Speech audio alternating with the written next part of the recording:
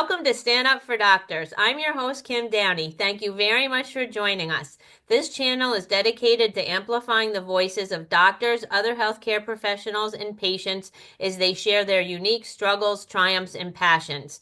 My mission is to build connection and create advocacy for healthy doctors, driving positive change that benefits both doctors and patients. This is a space for everyone who cares about the future of healthcare. If you appreciate this content, please like and subscribe now. It really helps the episodes reach our target audience. And today I'm thrilled to welcome Dr. Dhaval Desai and Wayne Sotile. Thanks for joining us today, Dhaval and Wayne. Thank you. Thank you. It's a pleasure to be with you. It's a pleasure to have you. And by way of introduction, Dr. Dhaval Desai is a hospitalist and author of Burning Out on the COVID Front Lines, a doctor's memoir of fatherhood, race, and perseverance in the pandemic. And Wayne Sotile is a psychologist and the founder of the Center for Physician Resilience and Sotile Center for Resilience. And today we'll be talking about how I heard you both speak at the New York City Burnout Symposium last fall, and I was very moved by each of your presentations, and I got to speak with you each briefly afterwards, and I was so excited.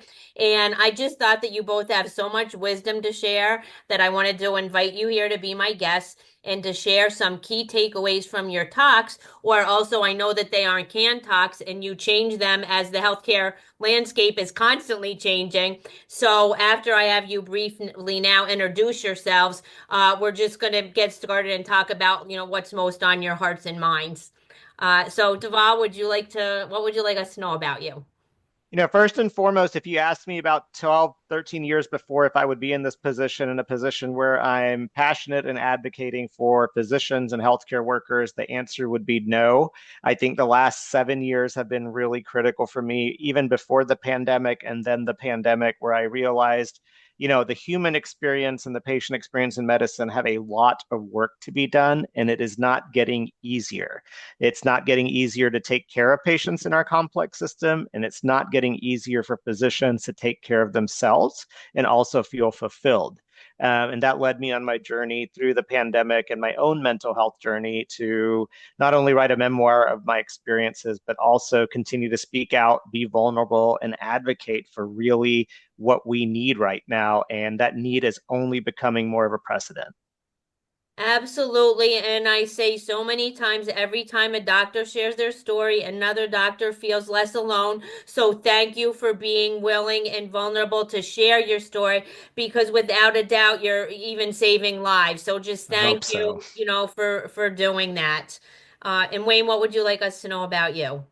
Well, Deval and I have compared notes about this. I was an early adopter of concern for the well-being of providers. I started off 47 years ago concerned about the psychology of heart patients, actually. Hmm. And from that, developed models for resilience, who gets through hard times and comes out stronger and better, that apply to medical patients. But then my wife and I went into practice, and after I left the faculty at Wake Forest School of Medicine, and developed a super specialty of coaching and counseling medical professionals. We've had over 40,000 folks come through our clinic. 80% have worked in healthcare. Over 13,000 have been physicians and or their loved ones.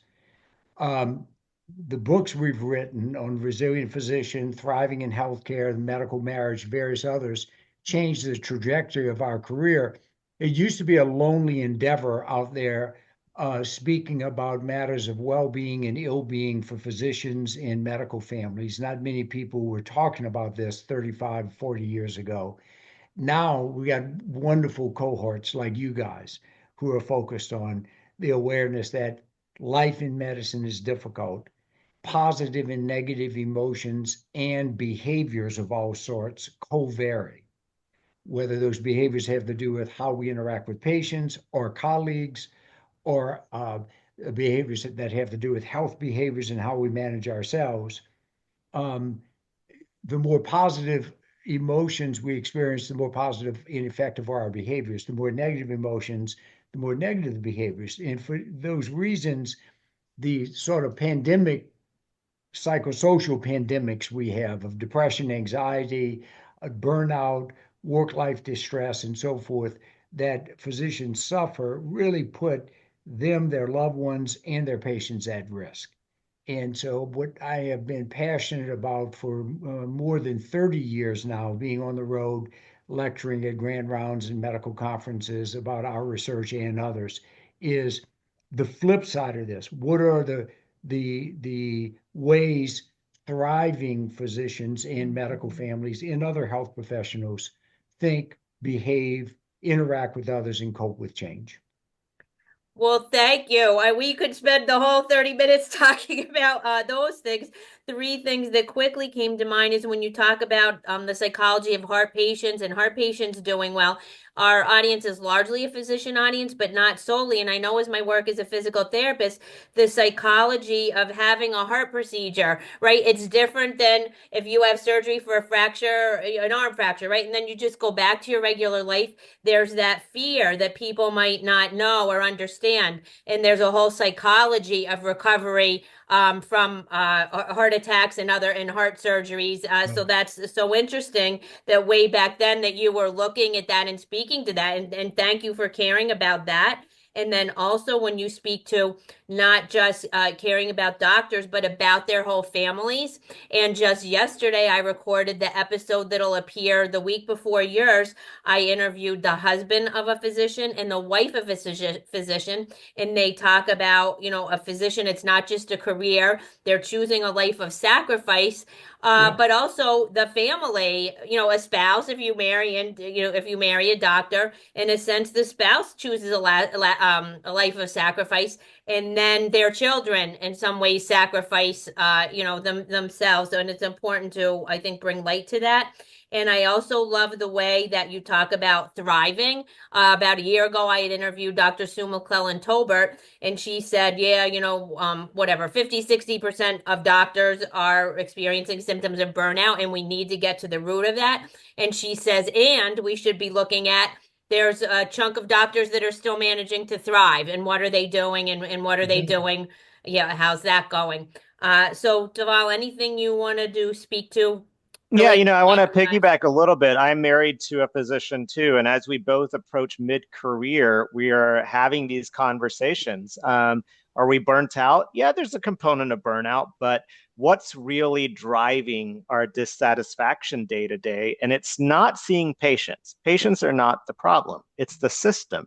It's the system, the systemic challenges. So we're in a position, you're right, that we have created our lives and went down this path that we've chosen. Oftentimes the path is defined by external factors, but to help our resilience and pivot a little bit now that we are at a point where we can feel a little more comfortable doing so, we're trying to take more control over how we take care of patients and what we do, and being a little bit more creative and innovative so we feel we have more control. That may mean ultimately doing more of an independent practice, that may be changing our path a little bit. But I want to be clear, when we all talk about burnout, and Wayne, I don't know, you've seen so many physicians with this, patients are not the issue. Most of the time, we can navigate patients. Of course, you have challenging patients, challenging family members who can ultimately make situations challenging and hard, but it's not the core root of the problem. And my wife and I are realizing that one of the challenges is that most physicians leaving training, they leave with a lot of debt. They leave with in a position where they're trying to settle their personal lives, perhaps start a family, and they have to work in positions where they are going to be more prone to burnout. And it's a vicious cycle that I've seen over and over. And I can say that I see it more clearly now that I'm out of that sort of first 10 to 14 years of practice. Indeed, Dhaval, I agree with you. Uh, Stuff that keeps physicians from embracing and relishing their work as physicians dealing with patients, either surgically or interventionally or medically, is the stuff that interferes with that stuff that polishes your soul. And that's always the stuff you were trained to do. It's the stuff that interferes with that is causing the burnout. Now, um, our work it focuses on kind of our resilience challenge. Look, let's be realistic. We've got to revamp the medical workplace. There's no question about this. Um, but here's the other news. That's not going to happen day after tomorrow. So in the meantime, what do you want to do? You want to decide to live in disillusionment and misery, or do you want to rethink and reframe, starting with, look, even if they are 90% of the problem, whoever they may be, what's your 10% on this given Tuesday afternoon? And this is where the good news, the flip side of thriving comes in. It's not elimination of all the hassles that differentiates who thrives versus who doesn't. Whether we're studying physician burnout, medical family burnout versus thriving, heart or cancer patients versus a thriving, it's not the elimination of the coping challenges. It's the commitment to focusing on things that remind me of the meaning of what I'm doing and that allow me to recognize and harvest and embrace the uplifts that will renew my mind, body, spiritual, and relationship energy. Protecting that margin of coping energy is what the physicians who are coping in the same sloppy systems, in the same under-resourced place, in the same healthcare settings that have aberrant norms.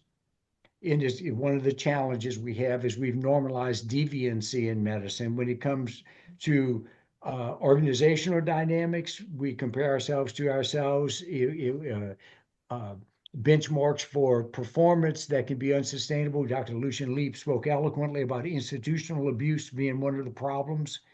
Or when it comes to just the self-care, we sort of beat that out of you in the course of medical training. So we normalize deviancy when it comes to how much sleep do you get, or whether you exercise, whether you eat, or how much you work.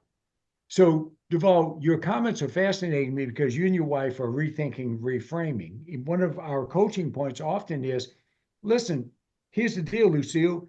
Your residency is over. You're a grown-ass man or woman. You choose what kind of life you want to have. You do not have to choose to be a victim. You may have to choose not to be an A-plus student, quote unquote, who wins the suffering contest in your group, being the first car in, last car out of the parking lot every day. And you are going to have to make some sacrifices in some, the quid pro quo is I'm going to give up some of the commodities that I value. I'll make less money. I will have less admiration. I will be less of a hero from sacrificing myself to death. But every physician I know who's thriving rethinks and reframes how much and how I'm relative to work. The two impediments to well-being are organizations that don't facilitate and families that work shame. Wow. And so we've got an epidemic of new age guilt related to the unfortunate concept that and people my age, I came of age in the 60s and early 70s, thinking we were doing something good, invented the mythical balanced life. And all we did was set people up to have new age guilt. Nobody's got a balanced life. Now, that doesn't mean we need to abandon the concept. It's a good concept. But on a given month, it's not going to be perfect balance. The other thing we did that created iatrogenic harm, I call it burnout hysteria. And Tate Shanafelt and I have talked about this, and other pioneers in this field. We did not adequately define our terms. Burnout is not the diagnosis of a chronic disease. It is true 30 to 60% of people, every survey is going to show burnout, but it's not the same 30 to 6% if you keep resurveying. Christina Maslach told us only about 14%, Maslach, who invented the scale that we all use, the percentage of physicians have full Monty burnout chronically is somewhere between 3 to 14%. So pay attention if you've got symptoms of burnout, make adjustments that will require courage, but let's start here with realistic assessment. We've got, is the work realistic and doable? If not, maybe you need to resign from the suffering. Now, I'm not saying resign from medicine. I'm saying decide for yourself how much is enough. Applause, esteem, money, whatever the commodities are they're trading in, and make adjustments, own your own life. Secondly, negotiate with your family. We need to have pride in us as a medical family. and applaud each other's contributions, including the work in medicine or the work outside of medicine. And thirdly, your extraordinary professions require extraordinary self-care. The Navy SEALs are now teaching us this. They have an enormous suite of mind-body maintenance activities and interventions. You all are like the Navy SEALs, except the boot camp never stops for you all. And so you've got to commit yourself to extraordinary measures of self-care if you're going to sustain. In that combination of stuff, re-examining the works compact, broadening and deepening our discussions of what is our work psychology about within our family. And third, let me get serious about mind, body, spiritual relationship maintenance as an elite performer needs to do. That's the work that those people who thrive do. Yeah, well, thank you. And I know, Dhaval, that you want to respond to some of the things Wayne said, but I'll also want you to speak to the word resilience because you said it and then Wayne said it. And some doctors are turned off by that now because they think it means like yoga and meditation. And it's really, there's some real struggles going on. So if you want to share a little about, your own journey and how you define resilience and what's that meant for you. Yeah, I started out with the whole idea, well, to be resilient, I need to learn transcendental meditation, which I did, implement exercise. I've done all of it. And all of those are little arms when it on that whole sort of wheel, so to speak. And it's not one answer. For me to become more resilient, or let's say to basically be able to live and thrive, to get back to a state where I felt like I was thriving, I had to fully acknowledge that I have a mood disorder. I need to get treatment for that. I was never suicidal, but I have depression, anxiety, a combination of the two. And I had to take the stances with the support of my wife to get pharmacotherapy, therapy, which I'm still on, and it's a maintenance. And that in itself, fundamentally at the bottom of the pyramid, had to be done. That had to be done. Without that, I was going to still restack the cards in a way they would fall. To Wayne's point, I'm always fascinated by that 90-10 because I really take that into consideration. So for me, Wayne, to react to what you're saying about what my wife and I are going through, I feel like we're trying to take control of the 10% that we can and see what we can really do, give up certain things, but really practice and build our medical lives, so to speak, in a way that gives us that joy, gives us that satisfaction, and eliminates those factors that are really degrading to our souls, for lack of better words. But that's not a position where I feel most doctors are able to achieve or even conceptualize they need to do in their first 5 to 10 years of practice. Yeah, and that's why the burnout rates are highest 5 Yeah. to 10, 12 years. And I'm not lacking in compassion about that. But if you look at the ones who are 5 to 10 years in and aren't burning out, what they do is make psychological adjustments that have to do with reminding us, and I don't mean this cynically, I mean it imploringly, that my residency, my fellowship are over. And I made the cut. I've got a job, and I don't have to always make A pluses. I don't have to be the highest producer. I don't have to prove myself all over again. You got to show up in rock and roll, and that means you got to show up with a good attitude, and you've got to engage, and you've got to accept the apprenticeship stage and be a good team player. But it's also time to unlearn some of that that you learn in the course of training of going numb and keeping it on going. The change that happens at 15 years is people get tired of the consequences of living numbly. They live in numbness from an unfinished kind of stress response, and then they start recovering. So the sooner we do it, the better. And people don't wreck their careers doing that. They just alter the pace of things, in my experience. Directly to your question, Kim, and it's a great question, is this. Come on, man. The world needs to get over their literal interpretations of things. Resilience doesn't mean blame the victim. We wrote a book in the early 2000s, Mary and I did, the American Medical Association Press published, it was the first book they published, not written by physicians. It changed the trajectory of our career. It's called The Resilient Physician. Mhm. At the time, they said, we don't want to name it that. People don't understand what resilience means, and they still don't. Resilience means getting through difficult times and coming out better. That's what it means. Mhm. It doesn't mean bearing through. It's not that if you look at baseline, then you get knocked down, then you get back to baseline. That's not resilience. That's Mhm. not what cancer patients or heart patients who thrive do. They're bopping along, the diagnosis knocks them down. They come back, and if you study them 18 years to 3 years in recovery, they say, my life is better than it was prior to my diagnosis. Over 70% say. Right. I rethought, reframed, re-engaged, forgave what I needed to forgive, started doing more of or less of what I've always known I needed to do more or less of, and I built a better life. I was given a second opportunity. That's what resilience is about. And so we're not saying if you eat some vegetables and practice yoga and keep working yourself to death, that's resilience. It is important to eat your vegetables and learn some relaxation and get exercise. It's all important. But nobody's saying you can do all that and build resilient physicians or medical families and continue to work in chaos Mhm. or continue to chase unattainable goals, whether those are the perfectly balanced life or the perfect work day or the perfectly resourced health system. Mhm. Don't wait for that Don't fantasy wait. to come true.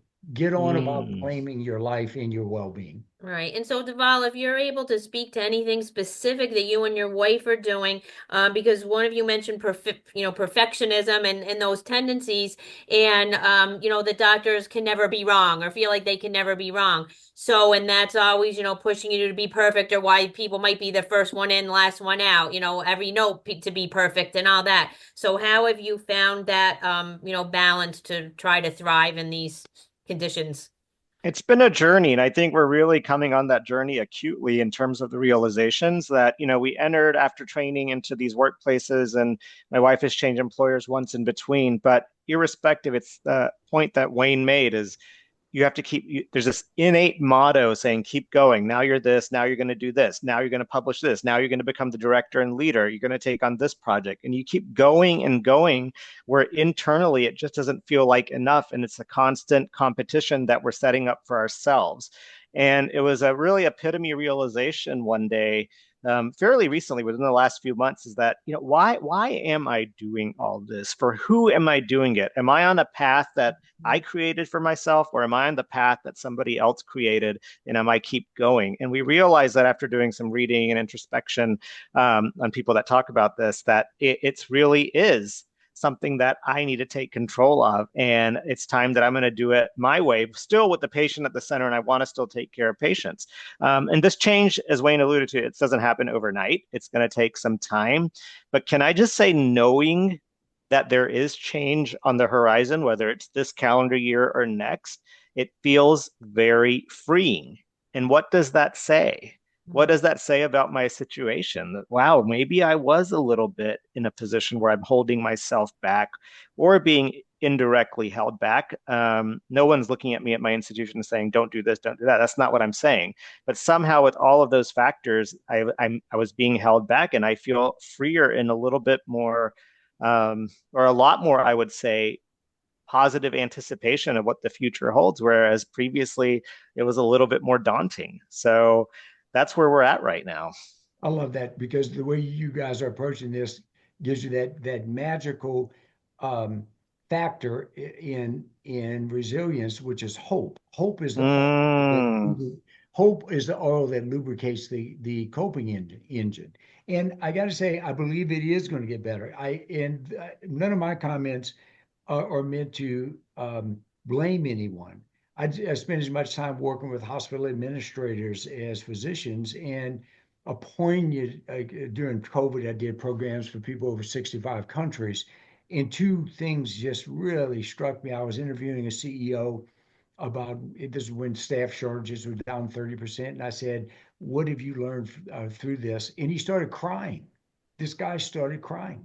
He said, "I learned I I I can't solve all the problems. I want to solve the problems, I wake up wanting, I go to sleep wanting to solve the problems. I can't solve them all, and it is killing me.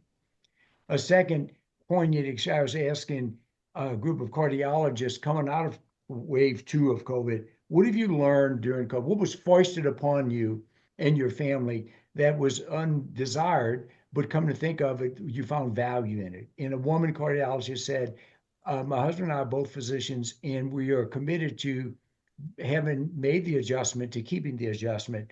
We realize not only do each of our 3 children not need 6 extracurricular activities, they need not to have 6 extracurricular activities. My husband and I are so busy, we filled my kids up with busy in order to shrink the gap between their lifestyle and our lifestyle. Mm. And we have a choice about some of the busy factor in our lives. So we're committed to protecting that margin. And it takes courage and it takes relentlessness and honesty, that margin of biological, psychological, emotional, and spiritual energy. Pay attention to the opportunity cost. If I say yes to that party or yes to that trip or yes to whatever else somebody wants me to do, what am I saying no to? Mm. Mm. So I one, love the hope. Sorry, Kim. I love the hope is the kind of the lubricant of that. I really love that analogy. That's clever. I love that. yeah. So one thing I want you each to speak to. So, Wayne, you have the Center for Physician Resilience, and I believe during your talk you might have mentioned that some physicians are kind of sent there by their organizations or institutions, right? And but then other ones choose to come. And I'm wondering, maybe for the ones that were sent there, like what flips the switch for them to become meaningfully engaged? And but Deval, I'll have you answer first. Like for yourself, realizing that you did need support, and like how hard was that for you, or how did you take? Because Dr. Amna Shabir has said, when you're feeling really low, even asking for help, it seems like too much work. It was hard. It was not easy. I was fighting it probably for several years. I have a good primary care physician who looked at me one day and when I went to his office and I knew what was coming and he probably did too, but I was fighting it. And he asked me point blank, "So how is your mood?" And I said, "How do you know?" He said, "I seen you walking around our hospital and campus. You look miserable. It's time to do something about it." And I said, "Are you sure?" He's like, "I'm beyond sure." And that was the push that I needed. And of course, I had support from home. But, that was a hard step to overcome. But I'm so much better because of it. And now, that's why I chose to be vulnerable and openly talk about that. Because before I wrote the memoir and I would share this story one off with some of the colleagues so I could sense we're struggling, there would be pure shock. You, out of all people, you're struggling. You come here smiling. You're leading our group. You're doing everything. How are you struggling? And he said, "You have no idea what's going on." And then just to Wayne's point about that hospital administrator who wanted to fix everything. I just want to fix everything and I can't. That's how we lost Dr. Lorna Breen and Dr. Lorna Breen Foundation. Dr. Lorna Breen passed from suicide in 2020. And when you read her New York Times article about her, it said pretty much verbatim in there that she just wanted to fix everything and fix the situations, be a leader in the ER and treat patients, and she couldn't. And that vicious spiral really amplified her unfortunate demise. And we've learned from that. And I think we're going to all be hopefully better, sadly, because of that. Well, we're better because of people like you, Dhaval. It And is thank you. beyond, to echo what Kim said early, it's beyond immeasurable the positive impact of a renowned physician standing up saying, "Me too." You're not alone. Mm. One of the things one of the reasons I think um, that we've been very successful in working with physicians, including most physicians self-select to come to see us. Uh, Many over the years have been mandated to see us. I jokingly say for charm school because they're being grouchy in the workplace, And those folks never want to do this. We do this work mainly virtually these days, but they real soon realize this is a safe space and is an outpouring of gratitude for finding some place where it's safe to talk about the some of the isolation and frustration that they face on a day-to-day basis.